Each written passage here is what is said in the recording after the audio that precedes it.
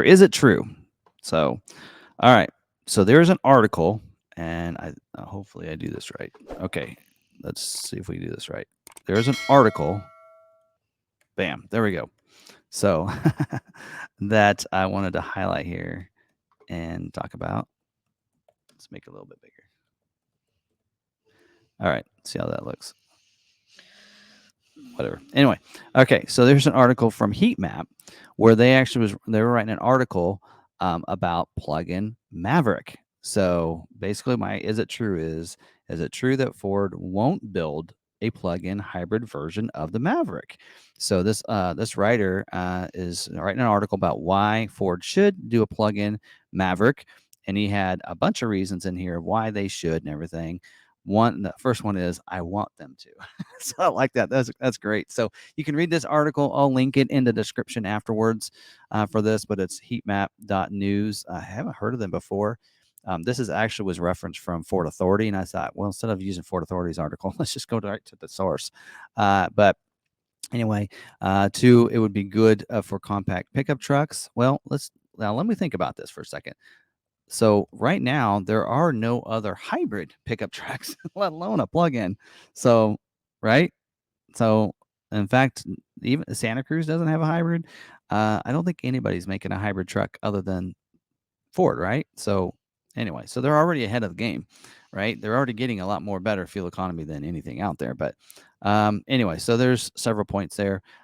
Ford may have already done it. They talked about the one that we reported as well that we did see from Ford Authority where they showed images of a plug-in hybrid possibly being tested. But number 5 was the one that was pretty cool here. I wouldn't say cool, but Mike Levine, the spokesman for Ford, he's head of marketing for Ford, says there's no current need for a plug-in hybrid. So he says down here the Maverick hybrid is incredibly efficient, 40 miles per gallon in the city, and affordable. The EPA estimates that Maverick hybrid's total annual fuel cost is just $1,500. He said. So why do we need a plug-in hybrid? Well, here's kind of my take on that. So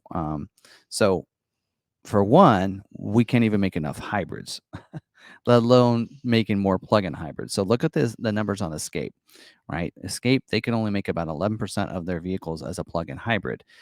It's going to be a lot more difficult for Ford to be able to make if they have a plug-in hybrid model available, they will not be able to keep up with demand. They won't be able to make them. So I think it's going to be a while. If we do see a plug-in hybrid, I think it's probably going to be a second-gen Maverick at the earliest.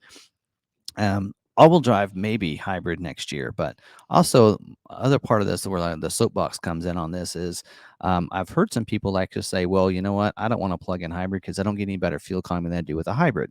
Well, if that's the case, then you're not driving correctly, because here's the deal. Well, the benefit of the plug-in hybrid is that you can go in an all-electric mode on your commuting. So most of those plug-in hybrids come with about a 10 kilowatt per hour or kilowatt hour battery, instead of like a 1 or 1.5 what you normally see on a hybrid. And because it has that battery, you are able to go in all electric mode for up to 20, 30, sometimes even 40 miles with the vehicle.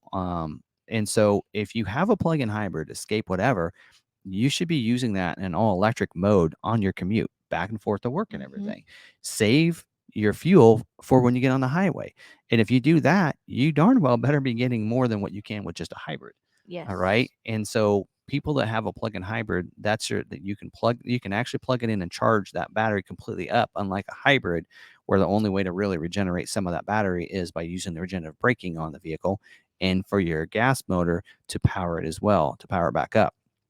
So I like to tell people that, to mention that is the plug-in hybrid is a best, in my opinion, is the best scenario of electrification, because if you're an all electric, you have that range anxiety. You're like, okay, can I get to the next town if you're on a trip?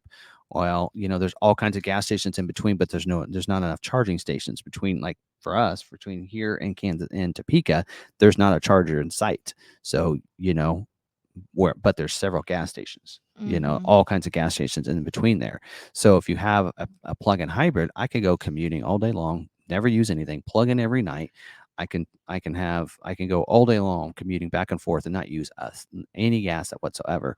But then I have the hybrid available to make that trip to Kansas City and be able to stop for gas if I need to, wherever I want to. So anyway, so there's my soapbox about that.